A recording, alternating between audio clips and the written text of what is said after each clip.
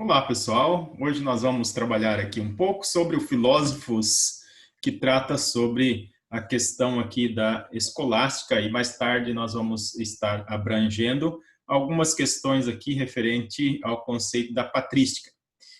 Quando eu falava para vocês dos filósofos anteriores, nós trabalhamos lá também o filósofo Avicena, trabalhamos também Agostinho de Hipona, e hoje nós vamos avançar aqui um pouco falando sobre o Tomás de Aquino.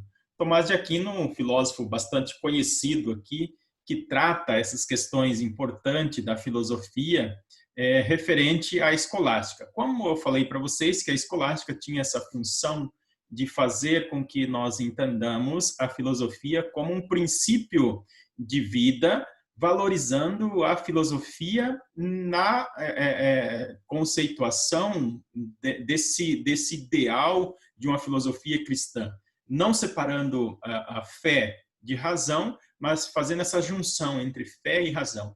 A explicação da ciência, a explicação da filosofia, a explicação da fé por meio da razão.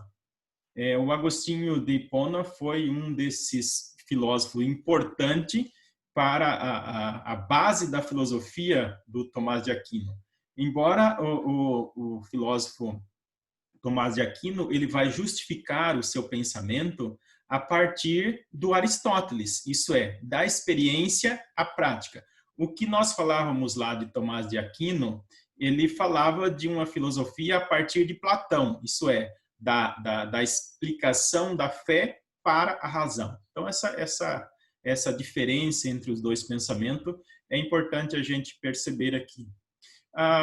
O Tomás de Aquino foi um dos filósofos famosos e ele teve uma biografia assim muito ampla. Ele veio de uma família considerada até bem de situação na época e ele foi contrariado pelos seus pais, mas ele acabou entrando para a vida religiosa muito novo e foi onde ele conseguiu ter assim muito êxito na ideia desse pensamento racional com um pensamento religioso, né? Mais tarde foi considerado como um dos expoentes da escolástica e depois proclamado até pela Igreja Católica como santo da Igreja, né? É a figura importantíssima aqui para a questão religiosa. Sobre a existência de Deus, ele trabalhou a questão fundamentando ali o princípio da fé a partir de uma teologia fundamentada essencialmente na razão. Essa razão que ela é justificada a partir da religião, da fé, envolvendo a questão teológica e a ciência também. Ele não deixou de lado esses conceitos que eram esquecidos aqui no período da Idade Média, mas ele vem resgatando para explicar que a fé ela é importante, mas ela é fundamentada a partir da experiência para que a gente chegue a essa compreensão de uma fé em um ser que é absoluto. Tanto que ele vem explicar essa existência de Deus a partir daquilo que o Aristóteles falava, que era o motor móvel. Existe um princípio que move todas as coisas, e esse princípio primordial, que é o motor móvel, ele é o máximo do qual os seres buscam a esse ser existencial. Como provar, então, essas provas da existência de Deus que o Tomás de Aquino vem falando? Existem 5 vias de explicações para provar a existência de Deus. O que o Aristóteles falava não era essa existência da prova de Deus, mas eram as causas pelo qual nós conseguimos aproximar que existe um ser supremo, é um ser superior. E ele falava que a primeira causa, a segunda causa, que era o motor móvel, seria, então, o movimento, primeiro motor, que é o movimento das coisas, que elas são porque são, e existe um movimento primário do qual todas as outras coisas se movem. A causa eficiente seria aquilo que é a eficiência das coisas, ou por que as coisas são. Nenhuma coisa é, ou nem algo pode ser, sem que exista um ser anterior que vai fazendo as coisas ser como elas são. A contingência, que ele vem falando também desse contingente dos seres, essa diferença dos seres, mas que existe um ser que é referência para todos os outros seres. Fala também do grau de perfeição, que existe as coisas boas, as coisas necessárias, mas existe uma perfeição que é absoluta, da qual todas as outras coisas surgem. E existe também a questão da causa final, que é a produção de toda essa movimentação, de todas as outras coisas, que me dá o princípio da causa final. O Aristóteles fala disso, que existe esse ser, para provar que existe um motor primário. E o Tomás de Aquino aproveita desse entendimento que o Aristóteles vem falando para falar, então, da existência de Deus. E como que ele vem provar? Primeiro, o que é esse motor móvel? O movimento primeiro, segundo Tomás de Aquino. Então, o movimento primeiro seria essa questão da existência de um movimento único, universal. Existe um movimento que é universal e que não tem como não provar que existe um movimento universal. Todos os outros movimentos que existem se dá por conta de um primeiro movimento. E esse primeiro movimento é um movimento infinito, do qual os outros seres se movem. Então, ele dá o nome desse de primeiro motor, que Aristóteles falava desse primeiro motor. Então, se é que nós acreditamos em um ser absoluto, logo esse primeiro movimento só pode ser Deus, do qual todos os movimentos procedentes se dão. Qual que é a causa eficiente, segundo Tomás de Aquino? Existe uma causa eficiente, que seria esse efeito do motor móvel que acarreta, né? Então, se as outras coisas se movem, existe uma causa perfeita que dá o motor móvel, do motor móvel, que as outras coisas são. Então, como que isso acontece? Essa causa eficiente, que é um movimento perfeito. E os outros movimentos também são, porém, não são perfeitos tanto quanto esse primeiro movimento. E é esse movimento perfeito do qual as coisas são que é possibilidade para que venha as outras coisas mover-se. Aí vem a terceira explicação, que seria o ser necessário e os seres possíveis, que é a terceira causa. Então, essa via é os seres que podem ser e não ser ao mesmo tempo. O que seria? Existe um ser necessário. Para as coisas ser, precisa ter um ser possível, necessário, da qual todas as outras coisas são.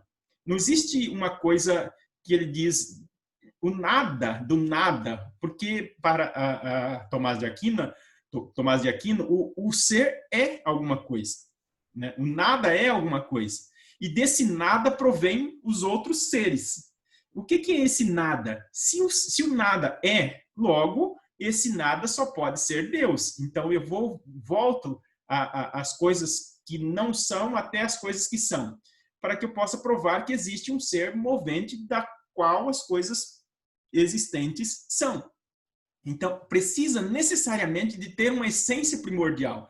E essa essência primordial, movente, da qual eu não sei qual que é, mas que é necessário que exista, essa é a causa primária necessária, possível para que as coisas são e que as coisas também não são. Se elas não são possíveis, porque existe uma causa primeira para que ela possa ser necessária. Então, aí vem a ideia de um quarto movimento ou uma quarta possibilidade da prova da existência de Deus. Seriam os graus de perfeição, que seria essa quarta via. Então, existe uma perfeição. Mas como que eu sei que algo é perfeito? A partir daquilo que eu faço, aquilo que eu proponho, que existe uma verdade absoluta, que contém todas as verdades, mas que, ao mesmo tempo, há uma dúvida. Então, se há uma dúvida, logo, ela não é uma verdade absoluta. Essa verdade absoluta na qual eu consigo espelhar todas as outras verdades existentes, essa é a verdade da qual eu falo que é a existência de Deus. Então, existe uma verdade, nesse conceito de Tomás de Aquino, que é uma verdade absoluta. E essa verdade absoluta só pode ser Deus, na qual todas as outras verdades elas dão continuidade. E aí vem a quinta causa para provar essa existência de Deus, que seria a causa final, ou a causa suprema, como diz Tomás de Aquino, e o Aristóteles diz que é a causa final, Tomás de Aquino vai dizer que é essa causa suprema, que é a quinta via, para a prova da existência de Deus. Seria, então, as coisas que são governadas. Então, o mundo no qual existe uma ordem perfeita, que determina todas as outras coisas pelas quais elas são. Então, a intenção da existência do ser de cada coisa como elas são. Então, nós somos um ser individual, perfeito, completo, mas existe um outro ser que deu origem a esse ser do qual eu sou, do qual as outras coisas são, do quais os animais são, do quais as plantas são. E quem é que dá essa origem primordial para que eu possa ter a certeza dessa causa final? Só pode ser um ser gerador de todas as outras coisas.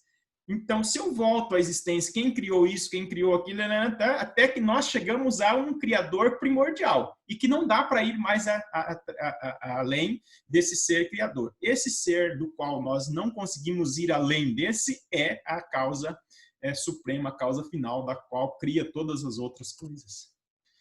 O Tomás de Aquino, ele introduziu esses elementos na filosofia de Aristóteles justamente por conta de que é um pensamento que dá sustentação na escolástica sobre a existência de Deus, juntando fé e razão. Eu não posso separar fé e razão, segundo Tomás de Aquino. Então, essa ideia da qual as coisas são inatas em nós, né? É que nós não nascemos com as ideias, mas nós vamos, ao longo dos tempos, criando essas ideias para chegar a um ser supremo, que é o ser absoluto. O que é o contrário do que Platão falava, que nós já nascíamos com as ideias perfeitas. O Tomás de Aquino diz que nós vamos conquistando as coisas de acordo com que nós vamos existindo, e aí nós vamos provando aquilo que é o ser primordial, no caso, a existência de Deus. Então ele escreve sobre a questão da tradição moral, a tradição cristã, para trazer à tona essa relação da questão da fé e da razão. Segundo ele, existem as virtudes intelectuais e as virtudes morais. As intelectuais, que estão relacionadas àquilo que é próprio do ser, e aquilo que as morais são a nossa ação dentro da sociedade. Essas virtudes morais, então, seria a prudência, a questão das nossas emoções, e, por outro lado, somente a questão que nós apontamos aqui é Deus, o ser, e o ser humano que consegue as virtudes teologais, que seria da prudência, da temperança, da justiça, e os outros seres irracionais não chegam a essas virtudes. Então, uma das questões muito importantes aqui do Tomás de Aquino é entender que não é possível, né, a negação entre filosofia e teologia. As duas se fundem, porque razão e fé, ela vem de uma mesma fonte. Se eu consigo explicar o que é a verdade é um ser que é possível de compreensão a partir de uma verdade absoluta. Existe uma razão absoluta, uma verdade absoluta.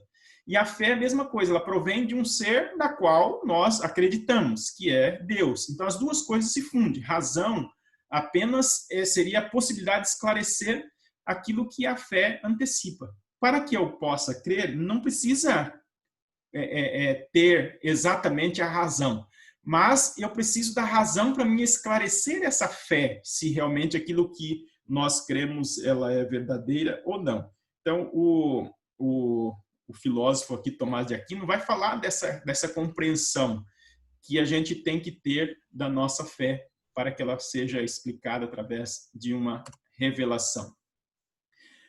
Algumas frases aqui que foram importantes na teoria do Tomás de Aquino é assim: o primeiro degrau para a sabedoria é a humildade. Então, a humildade é fundamental para esse degrau da sabedoria. Por outro lado, para aqueles que têm fé, nenhuma explicação é necessária. Se tem fé, não precisa explicar. Não é necessária a explicação. Mas para aqueles sem fé, nenhuma explicação é possível. Se não há fé, não há explicação. Então, o Tomás de Aquino vem fazer essa junção entre fé e razão que é necessário para a compreensão do pensamento filosófico. Pessoal, por hoje nós vamos ficando por aqui. Peço que vocês acessem lá o link do formulário, responda a questão e estarão já validando a sua presença também. Até a próxima aula.